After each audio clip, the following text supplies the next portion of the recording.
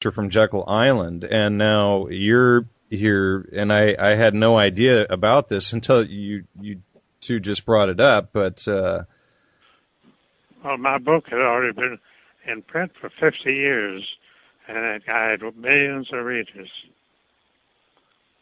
So Griffin scored a coup d'etat by taking my book and presenting his own, and he has already built an empire about this legislation. Well, you know, people would ask why for that, and why would they be behind or sponsor all these patriots who are claiming we need to audit the Federal Reserve and we need to bring the Federal Reserve down and whatnot. What most people don't realize is that, and they've done this, all you have to know to understand what they're doing is go back in history, because they play the same thing out over and over and over again. They will bankrupt their own organization and then reorganize under a different name, and it's the same people that are pulling all the strings. So they are planning to bring the Federal Reserve down and make it crash. They themselves, capital T-H-E-Y, right, are planning to crash their own Federal Reserve. They will blame it on us who are crying, let's crash the Federal Reserve, and when it happens, it will make our economy 10 times worse than the crashes, the worldwide depression of the 30s, and it will change everything, change all the economy again to their hand. They come back as the heroes. Right. That's their thesis and antithesis. They come back with the synthesis. Problem, reaction, solution. It's the Hegelian dialectic. So here they create the problem, which is the Federal Reserve. Then they show everybody that the Federal Reserve is the problem, so they crash it. Then they come back with their solution, which is the same day and under same ownership, but a different vehicle. And it's the same thing with the Federal Reserve. We want to destroy the Federal Reserve, but when we do that, it's so ingrained in our economy that when we kill it, we kill our economy, and we sign our own death warrant. When the Federal Reserve goes down, there's still goes bankrupt. There are nations, Germany and China and Japan in particular, but those along with Britain own our nation, which is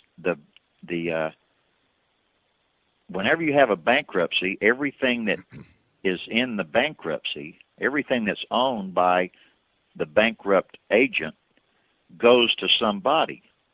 It goes to shareholders. And who are the shareholders?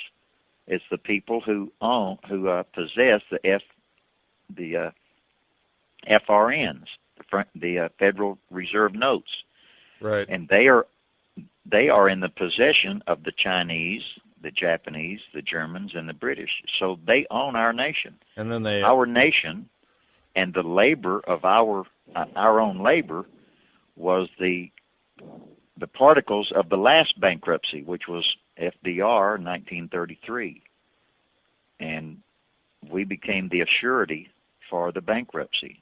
And our gold became the assurity for the bankruptcy, which is why we had to go off of the gold standard in 1934, and owning gold became a crime. If you own gold, then you could be fined $10,000 and incarcerated in prison in their debtor prison for 10 years, up to 10 years. So people turned in all their gold. So the gold went to England to pay off the bankruptcy.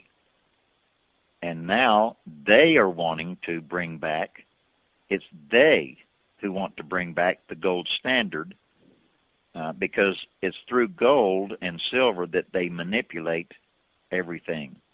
Well, they crashed the gold standard in January of 34, through their communist agent FDR, and were able to go strictly on paper. Well, now we're not even going by paper. We're just going by zeros in the computers. Right. $772 trillion are owed to China and Japan. And as they dump the Federal Reserve System, they're going to want to collect that money. And also, we abandon the use of the Federal Reserve as the world's reserve currency, and the all prices will multiply by 4 times the price of gasoline and everything else, and we will go into a permanent depression. Or maybe 10 times. Oh, yeah, 10 times. So let me ask you a couple of things. One, when do you expect them to completely shut down the Federal Reserve? And two, who the hell is Ron Paul working for? Well, Ron Paul will work for anybody who hires him. He is using my book to keep the Rothschilds in power. He's using your book. Yeah, my book. Ed Griffin's. Yeah. So, Ron Paul had every ability to use the secrets of the Federal Reserve and sponsor it. But instead, he chose the plagiarization of the John Birch Society and kept the Rockefellers in power.